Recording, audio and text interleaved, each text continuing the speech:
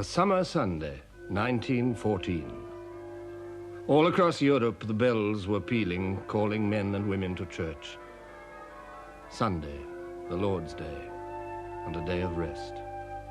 It was a world of firm beliefs. The established order was not widely questioned. Father at the head of the family, the monarch at the head of the nation, God in his heaven.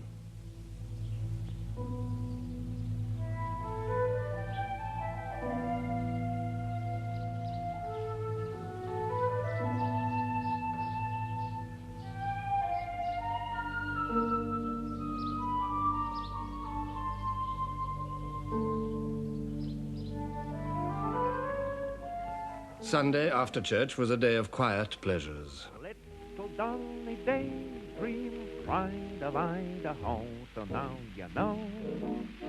And when you go, you'll see there's something on her mind. Don't think it's you, 'cause no one's gonna kiss that gal but me.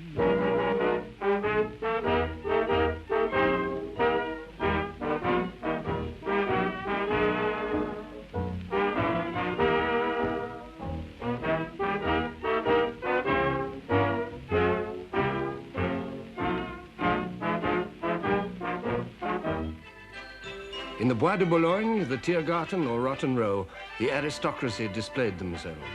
Carriages, servants, dazzling clothes.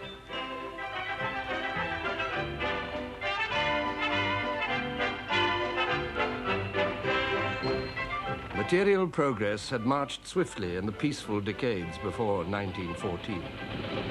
It was a world of novelties, clashing with established ways. Wireless and telephones, motor cars and motorcycles, electric light and electric trains, submarines and airships. A world humming with new energy and power. But under the smiles, the relaxation, it was a world of tensions. The old order, with its economy based on land and its society based on owning land, was in conflict with the new order of industry and teeming cities.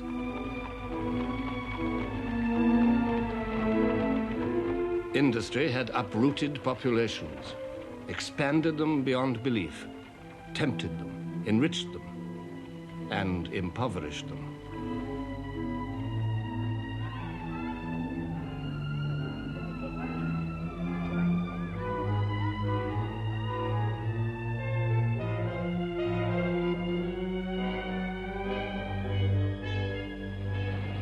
The peace of Europe in 1914 was a fragile thing. On the idle hill of summer, sleepy with the sound of streams, far I hear the steady drummer, drumming like a noise in dreams. In the Germanic empires, lying across the heart of Europe, the clash of old and new was obvious.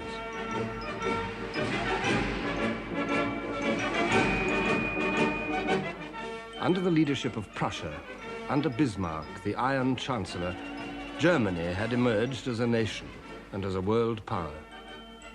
In 1871, her 39 separate states, after centuries of discord, had united at last. The kings of Saxony and Bavaria, the princes, dukes, and electors, Brunswick, Baden, Hanover, Mecklenburg, Württemberg, Oldenburg, all paid allegiance to the King of Prussia, the Kaiser. This unity fulfilled a deep wish in German hearts. It gave them a sense of destiny. Even the leadership of Prussia was better than insignificance. And with unity had come an extraordinary upsurge of energy and expansion.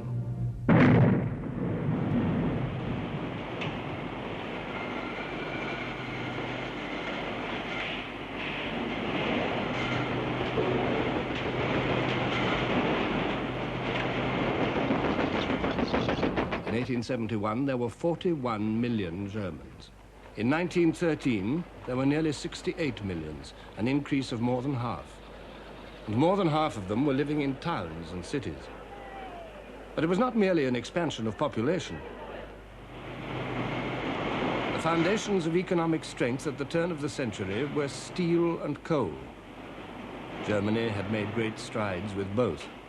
Steel production multiplied by 12 in 30 years. Coal production multiplied by nearly 5 in 30 years. Manufactures multiplied by 4. Exports multiplied by 3. Exports of chemicals multiplied by 3. Exports of machinery multiplied by 5. In 30 years, Germany's share in world trade had risen by a third. Now, in 1914, Germany was, after America, the most powerful industrial nation in the world.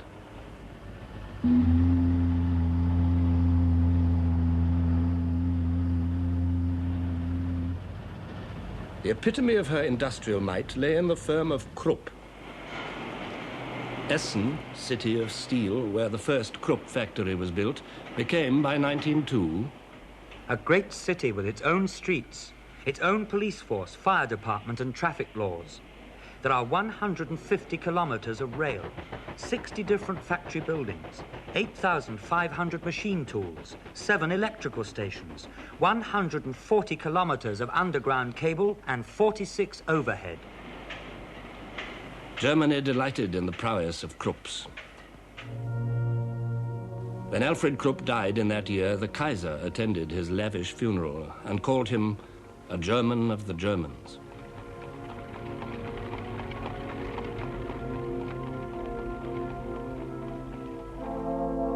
In 1914, the firm employed 80,000 workers.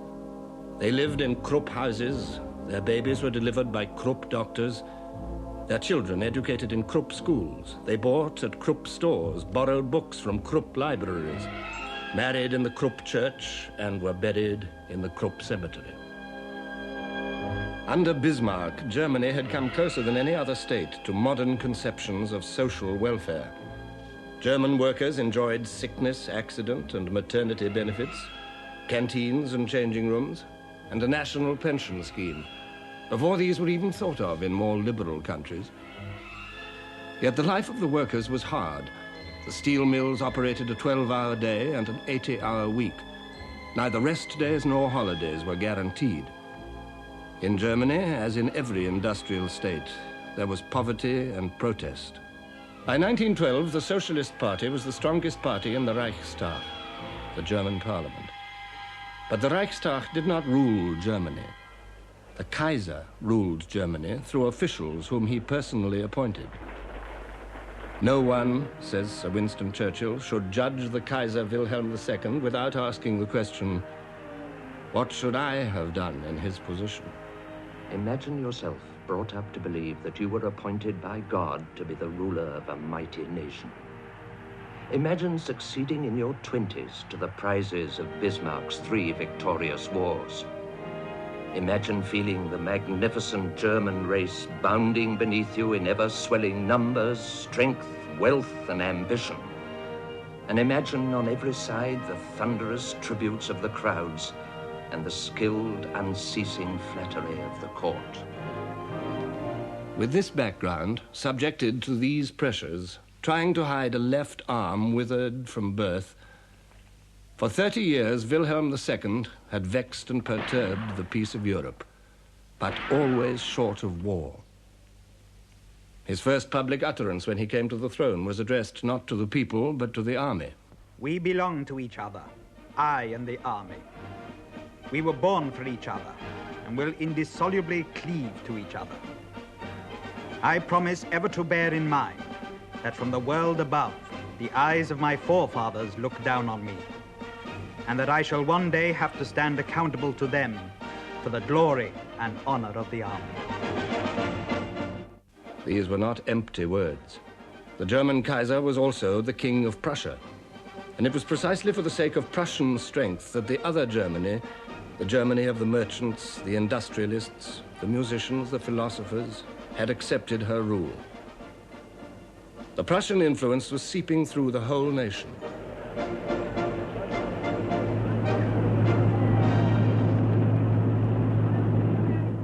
It was above all a military influence, well described by one of its advocates, General von Hindenburg. The army trained and strengthened that mighty organizing impulse which we found everywhere in the fatherland.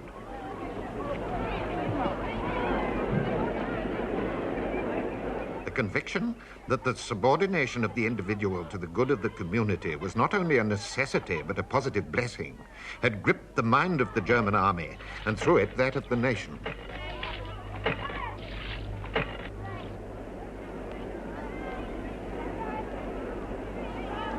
With Prussia as the core, the German Empire was the most powerful military organism in the world. And at its head, posturing, gesturing, stood the all-powerful Kaiser, challenging Europe. Without Germany, and without the German Kaiser, no great decisions must ever be taken. If this should happen, the position of Germany in the world would vanish forever. And I do not purpose that this should ever happen. To employ suitable, and if necessary, violent means ruthlessly is my duty, my fair privilege. Germany's neighbors watched her clamorous progress with alarm. The Republic of France uneasily remembered her overwhelming defeat at Germany's hands in 1870. Then the rich lands of Alsace and Lorraine had been torn from her. Patriotic Frenchmen bitterly resented the loss, and the bitterness was passed on to new generations. Think that the motherland is your second mother, that she weeps and suffers over the children they have torn from her bosom.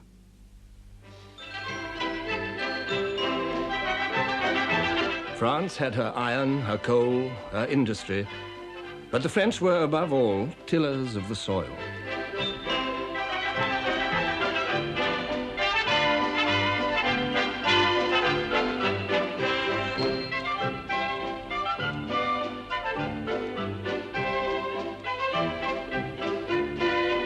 The produce of her fields and vineyards made France self-supporting. The French cared for good food. The specialities of each province acquired international fame. And while the ploughland and pastures of the provinces fed Paris, Paris itself fertilized not only France, but Europe too. The curiosity and enthusiasm of Parisians matched a period which seemed to produce new novelties every day.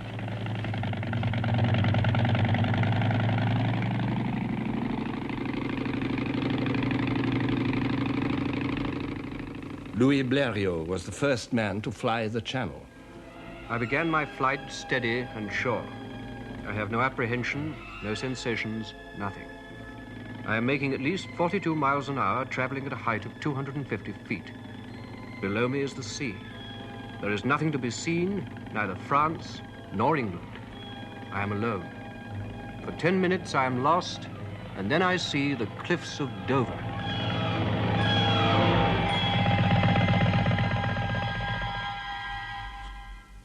There were flying experiments of another kind, not so successful.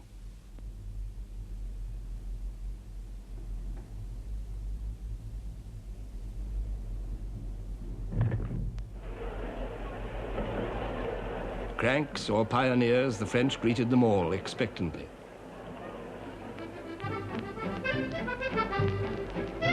A moving pavement was displayed at the exhibition of 1900. Looking down from it, Paris was truly sovereign of cities, seemliest in sight. The wide, bustling boulevards, the cafes, the Louvre, storehouse of Europe's treasures, the imprisoned sunshine of the Impressionists, the acting of Sarah Bernard, the Moulin Rouge, and the legs of Mistinguett, dinner at Maxime's. Picasso and Matisse were painting. In her quiet laboratory, Madame Curie was discovering radium. Paris was the Mecca of the West. But Paris is not France. The glamour of Paris did not reflect the deepest truths about the French. It encouraged their optimism, but it concealed unrest and violent agitation among the industrial classes, who felt left out of a rising tide of prosperity. It concealed the backwardness of French industry in a world where this counted more and more. It concealed a declining birth rate in a world which paraded its millions. It concealed the canker at the heart of French politics, memory of the defeat of 1870, and fear of the rising might of Germany. Because of this memory and this fear, the army played a special part in the life of France. Shattered in 1870, it had made a remarkable recovery. It became a national army based on universal conscription. It schooled itself in colonial wars, but its eyes were fixed on the German frontier. In 1914, there was a socialist government. Anti-militarism, pacifism, and internationalism were being proclaimed with swelling voices. The delegates of the workers' organizations judge that wage earners obliged to go to war have this alternative only: either to take up weapons in order to menace other wage earners, or to take up battle against the common foe, capitalism. Anti-militarist and anti-patriotic propaganda must become ever more intense and audacious.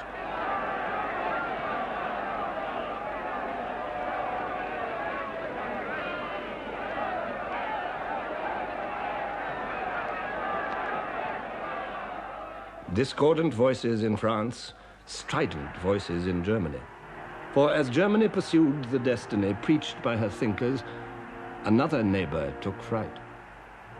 The Germans were not content with military might and industrial supremacy. They still felt cheated. They wanted a place in the sun, an empire.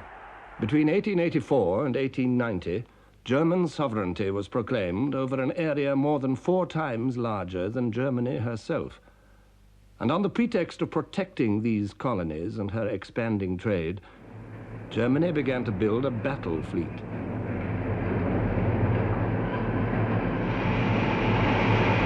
This was a threat that any British newspaper reader could understand. The sea served Britain in the office of a wall or as a moat defensive to a house against the envy of less happier lands. Now envy was reaching across the sea. Winston Churchill spoke for all Britain when he said, "Our naval power involved British existence. If our naval supremacy were to be impaired, the whole fortunes of our race and empire would perish and be swept utterly away." Britain awoke to the truths of the 20th century. Reality jarred against the romantic image of merry England.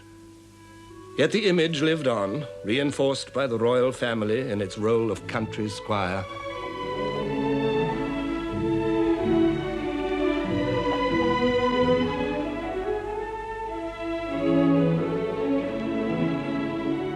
Englishmen liked to think of themselves in these terms. They attached magical virtues to walking over fields.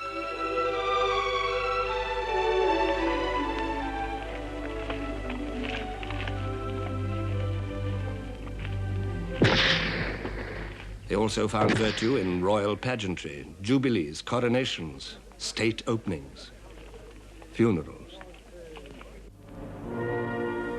The funeral of King Edward VII in 1910 provided a last glimpse of royal Europe in all its panoply.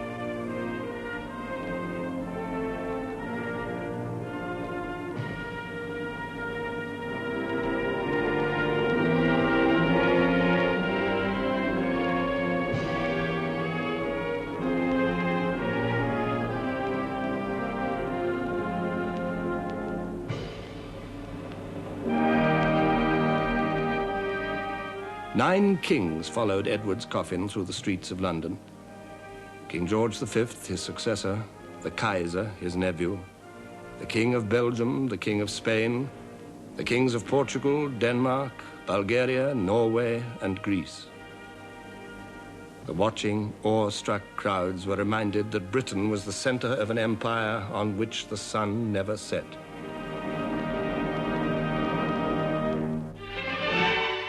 The most glittering jewel of all was India. The great Durbar at Delhi in 1911 seemed to set the seal on British rule. Wearing their purple coronation robes and preceded by attendants carrying peacock fans, yak tails, and golden maces, their majesties took their thrones and faced the tens of thousands of their subjects. King George V wrote in his diary, the most beautiful and wonderful sight I ever saw. I wore a new crown for India, which cost £60,000. The amphitheatre contained about 12,000 people and about 18,000 troops.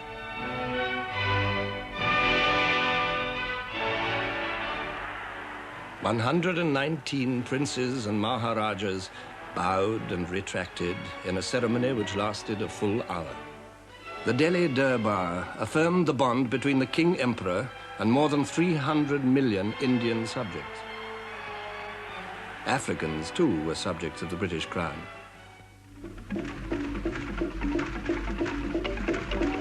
To Cecil Rhodes had come the dream of linking British possessions with a railway from the Cape to Cairo. The almost unbroken pink up the map of Africa showed the dream well on the way to realization. And there were the white dominions, Canada, Australia, and New Zealand. These were the lands where men of British stock had driven down new routes, creating British populations in far distant places, half as numerous as the Britons who stayed at home.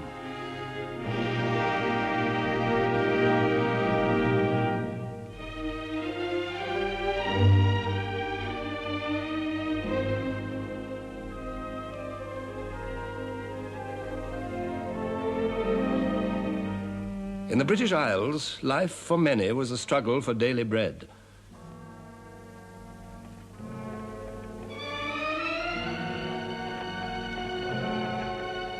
The national wealth of the country in 1914 has been computed at £14,300 million. But in the black deserts of Britain's industrial towns, working-class families could not afford decent clothes or enough to eat. In London at the turn of the century, 30.7% of the population were living below the poverty line. In York, 28% existed on a diet less generous than that of the workhouse. Small wonder that the Chancellor of the Exchequer, Lloyd George, wrote, "Our working populations, crushed into dingy and mean streets, with no assurance that they would not be deprived of their daily bread by ill health or trade fluctuations, were becoming sullen with discontent." As in Germany and in France, the workers turned to socialism. The Labour Party was born. But 40 Labour MPs could not provide a remedy. Only through the rapidly growing trade union movement could the workers assert their demands.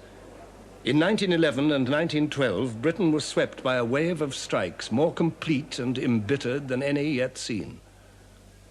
The trade union leader, Ben Tillett, said, "It was a great upsurge of elemental forces.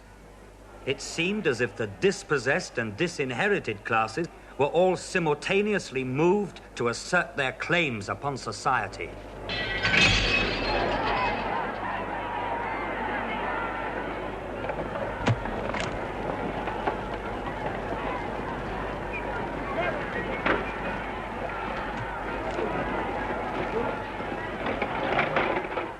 The ruling classes reacted with furious incomprehension.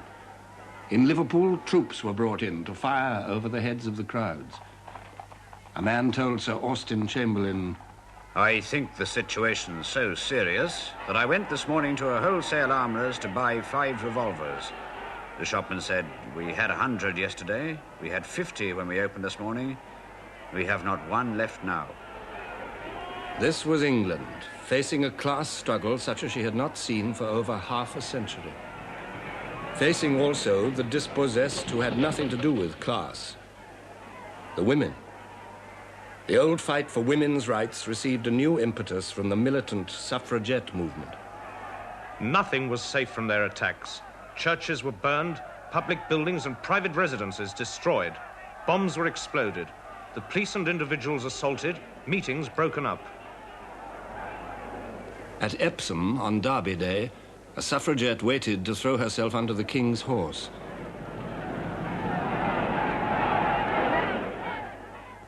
She died of her injuries. Workers and women. There were others, too, whose discontents were coming to a head. Southern Ireland was clamoring for home rule. Her spokesman was Eamon de Valera. The militarist power which has kept Ireland within its grasp for centuries can never be persuaded to let go. If liberty is not entire, it is not liberty. The Irish struggle brought Britain to the very edge of civil war. Poverty and envy, riches and arrogance, ambition and frustration, doubt and demand, these were the tensions of every industrial state. And to them were added the tensions between states themselves. In Britain, alarm grew with the growth of the German fleet just across the water. Public opinion, disunited on almost everything else, was united on the need for battleships. Each launching, whether in Barrow or in Bremen, drove Britain and Germany further and further apart. Even men as sympathetic towards Germany as Lord Haldane could say, peace was to be preserved, but preserved on what terms? On the terms that the German was so strong by land and sea that he could swagger down the high street of the world, making his will prevail at every turn? In 1908, Lloyd George met the German ambassador. I explained to him that the real ground for the growing antagonism in this country towards Germany was not jealousy of her rapidly expanding commerce, but fear of her growing navy. But the Kaiser did not care.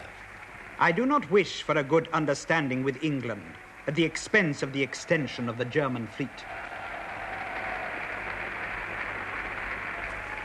So, Germany's naval dreams made Britain a potential enemy, just as her military might had kept alive the hostility of France. The two nations were drawn together by Germany's challenge. The Entente Cordiale was forged. By 1914, when King George V paid a state visit to Paris and rode with President Poincaré through cheering crowds, the Entente was 10 years old.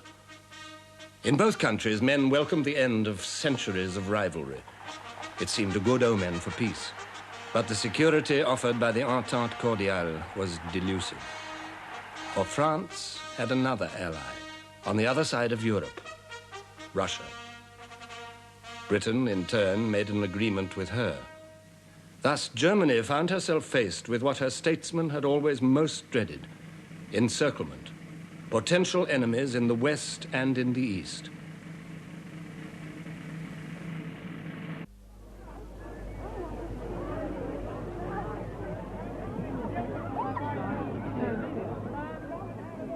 In the summer of 1914, it was not Britain, nor France, nor Russia which held the real threat to the peace of Europe.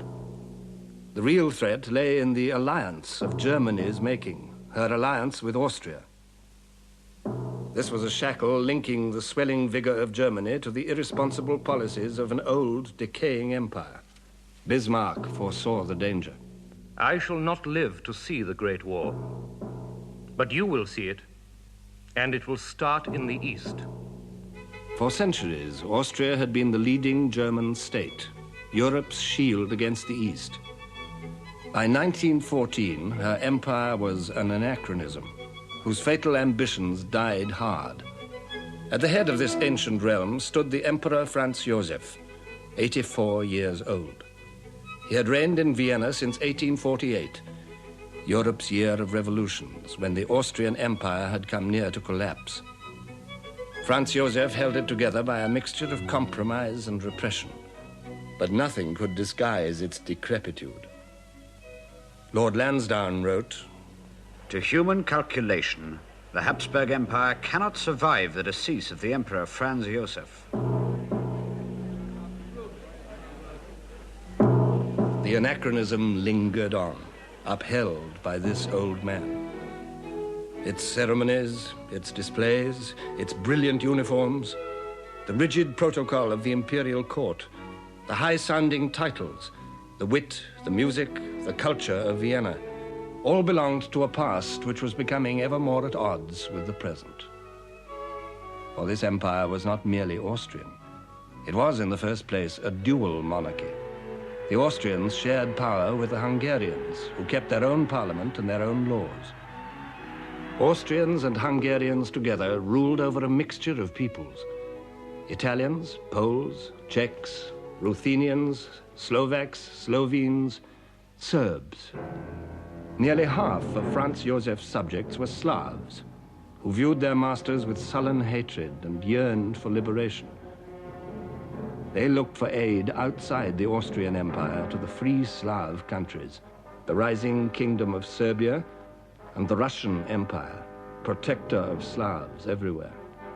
Tribal memories and tribal fears agitated all these people whose borders stretched to Europe's edge. Russia would stand by the Slavs.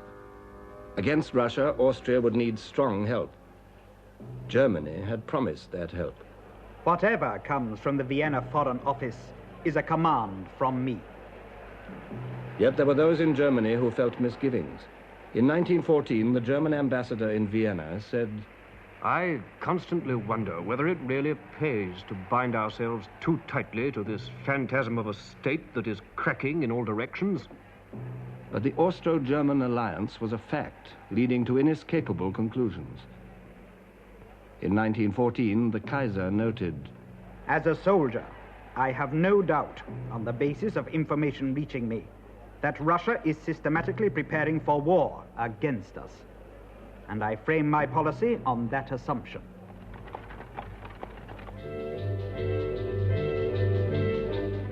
Russia also was a troubled anachronism. The Tsar of all the Russias ruled over countless millions of people.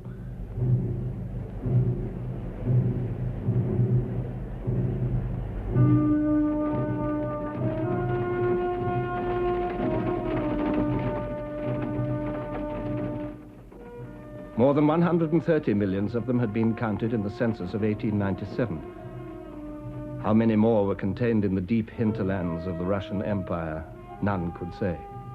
This was the largest state in the world, a sprawling giant. Communications across it were primitive and difficult.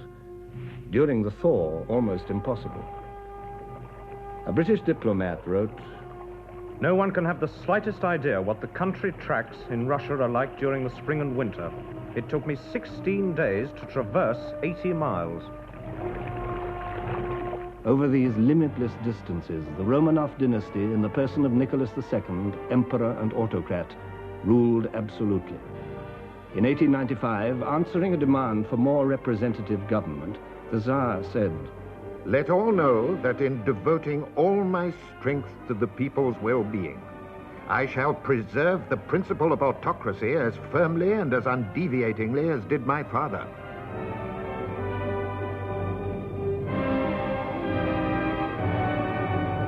In 1905, Russia suffered humiliating defeat at the hands of Japan. The very foundations of Tsarism were shaken. The peasants, the vast, illiterate masses of Russian people, living on a chancy borderline of famine and ruin, rose in revolution. They found allies in the growing industrial proletariat. But the 1905 revolution was bloodily crushed. In 1906, the principle of autocracy was restated by the Imperial Council more firmly than ever. To the Emperor of all the Russias belongs supreme autocratic power. Submission to his power, not from fear only, but as a matter of conscience, is commanded by God himself. With this imperious rejection of democracy, the regime recklessly tightened the tensions, exasperated the feelings, and embittered the thoughts of the people. There were riots and strikes. A strike in the Lena goldfields was ruthlessly suppressed.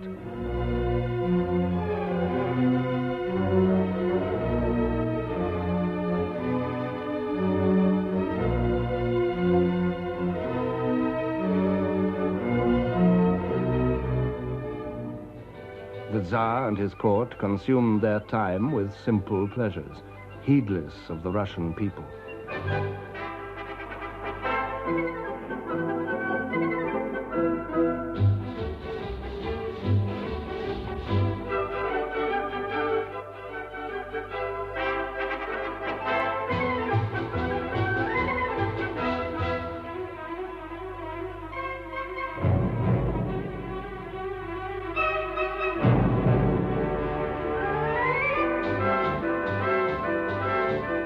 Interior tensions were coming to the boil in this pious, passionate, intensely patriotic nation. And as they did so, external tensions also grew. The Balkans, where the Slav lands lay between the scowling frontiers of three crumbling empires, were their point of impact. In 1908, Austria, with outdated ambitions, annexed the Slav territories of Bosnia and Herzegovina on the borders of Serbia. Russia, still weak after defeat by Japan in 1905, let that pass. Then in 1912, the small Balkan kingdoms joined together to inflict a crushing defeat on the Turkish Empire. But they quarreled among themselves. Out of the Balkan Wars of 1912 and 1913, Serbia emerged as the strongest of the Balkan states, an inspiration for all Slavs. Austria watched her inconvenient progress with a jealous, calculating eye. The British ambassador in Vienna reported in 1913, "Relations between Austria and Russia are growing worse day by day. Serbia will one day set Europe by the ears and bring about universal war." The French president, Poincaré, came to a similar conclusion. Whatever be the issue, small or great, which may arise in the future between Russia and Germany, it will not pass by like the last. It will be war.